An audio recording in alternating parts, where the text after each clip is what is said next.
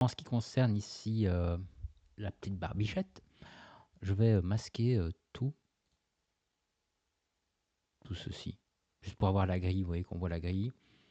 Le curseur, je vais faire curseur tout bord d'origine, je vais faire Shift A, Mesh Plane. Je vais créer un plan un peu plus long en Z, donc un SY, hop, comme ceci par exemple, peut-être un peu grand ça, comme ça. Ensuite tabulation, CTRL R, et je vais ajouter par exemple des segments comme ça. Ensuite je vais activer la sélection adoucie ici et je vais faire des mises à échelle, scale, je vais réduire comme ceci, et avec le bouton milieu, le scroll là, je vais augmenter un peu la valeur comme ceci pour plus ou moins avoir une forme comme ça. De l'autre côté pareil, on va avoir en gros quelque chose comme ça, on va devoir un peu ajuster quand même ça. Il ne veut pas se laisser faire. Hop, voilà. Je pense que je vais désactiver la sélection ici et avoir une sorte de forme de plume en fait. Donc réduire comme ça, comme ceci.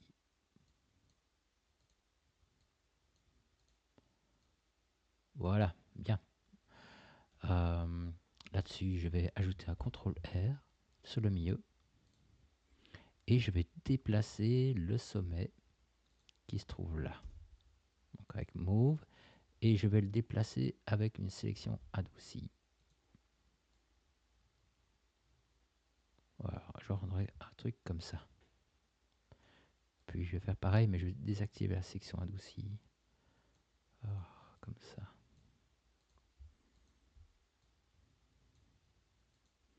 Alors, est-ce que le X fonctionne? Ouais.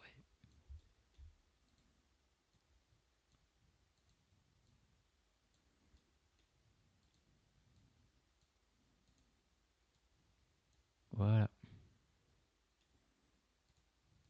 Monter un peu. Ok. Quand j'ai ça, je vais le mettre en forme. Je vais déjà aller le positionner là où il faut, plus ou moins. Donc, je vais le placer un peu vers l'avant, réafficher la tête. Et ce qui me plairait, c'est que le point de pivot soit à cet endroit-là. Donc, je vais faire tabulation, sélectionner le sommet ici. Je vais faire Shift S et ce sera Cursor to Selected. Une fois que c'est fait, tabulation, je vais dans Object, Set Origin, Origin to 3D Cursor. Ok. Alors, ici, on peut voir la tête que ça a. Plus ou moins, on voit où je veux revenir à mon avis. Donc, je vais masquer ceci. Voilà. Hop. Et je vais aller positionner ça par là-bas. Réduire un peu la taille.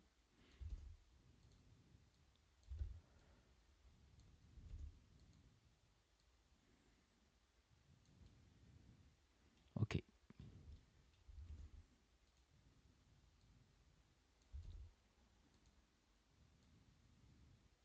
Alors j'ai choisi cette forme-là parce que la forme qui est proposée ici dans l'image de référence me semble difficilement exploitable. Vous voyez, donc j'ai dû interpréter.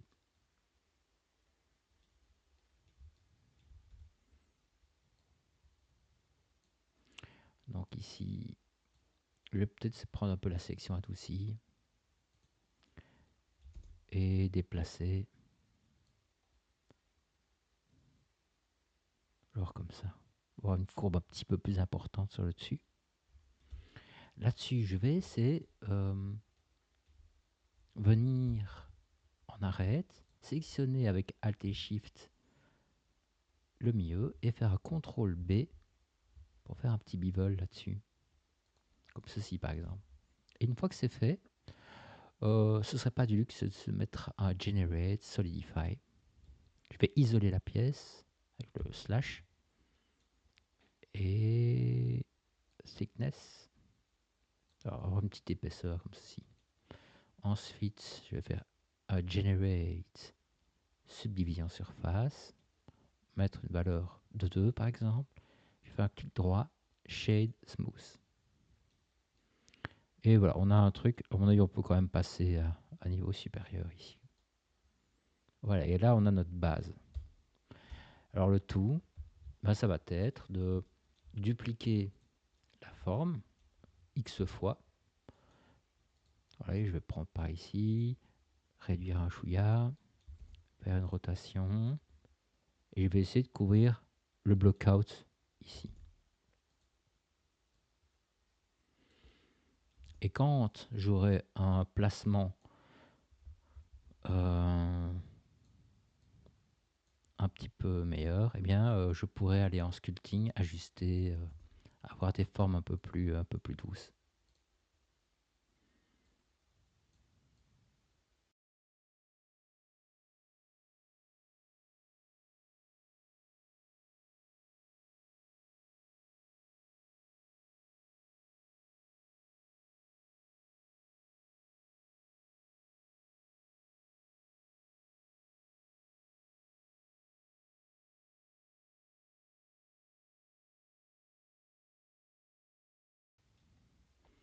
Je vais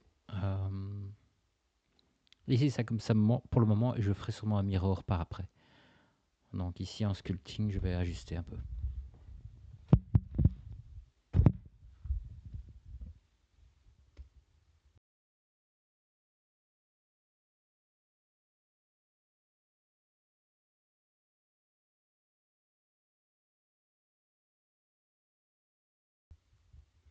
Donc le raccourci Alt-Q ici va nous être utile pour switcher d'objet en objet.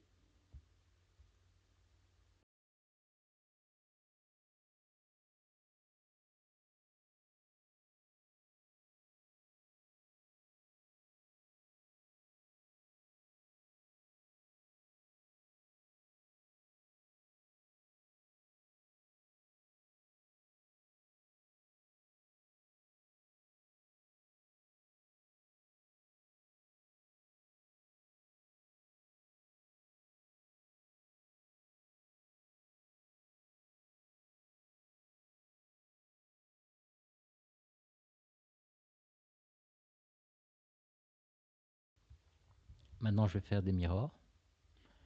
Appliquer les mirrors, faire un combine de l'ensemble.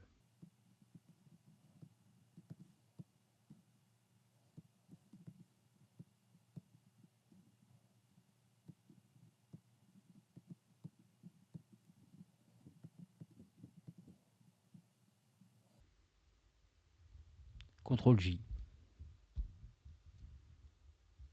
Ah, il faut que j'applique les mirrors.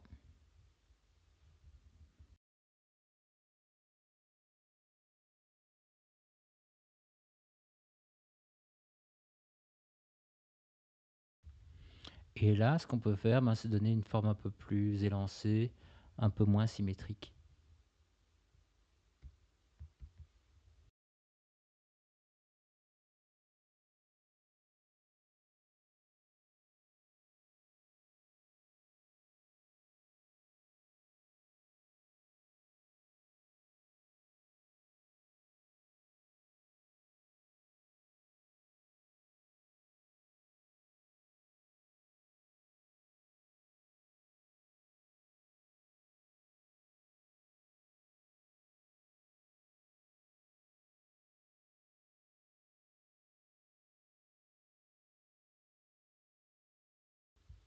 Voilà. Donc là, on est bon. Ici, ce qui va être important, c'est de faire le combine pour courber la tête et ensuite faire les UV. Je pense que dans cet ordre-là, ça pourrait convenir.